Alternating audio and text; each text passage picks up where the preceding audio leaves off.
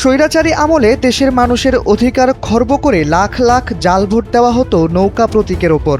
এবার নৌকা প্রতীক না থাকলেও জাল ভোট দেওয়ার প্রবণতা যে একেবারেই নেই তা বলা যাচ্ছে না। আইন শৃঙ্খলা রক্ষাকারী বাহিনী থেকে শুরু করে দেশের সচেতন মহলও আজ বিষয়টি নিয়ে বেশ সতর্ক। অন্যের নাম ব্যবহার করে তার অনুপস্থিতিতে তার ভোট অন্য কেউ দিয়ে দেওয়াই হলো জাল ভোট। এছাড়া কাউকে জোর করে ভোট দেওয়ানোও জাল ভোট।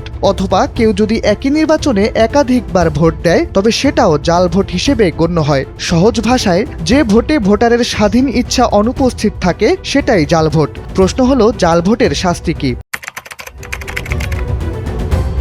নির্বাচনী আইনে জাল ভোট শাস্তিযোগ্য অপরাধ। RICL TMX, যুগের পর যুগ স্থাপনা থাকে মজবুত। গণপ্রতিনিধিত্ব আদেশ ১৯৭২ অনুযায়ী ভোট কেন্দ্রে বেআইনি আচরণ ও অপরাধের জন্য সর্বোচ্চ ৭ বছরের কারাদণ্ড হতে পারে। পাশাপাশি ভোট কেন্দ্রে অনধিকার প্রবেশের জন্য সর্বোচ্চ ৬ মাসের কারাদণ্ড ও সর্বোচ্চ ৫০,০০০ টাকা জরিমানা হওয়ার নিয়ম রয়েছে।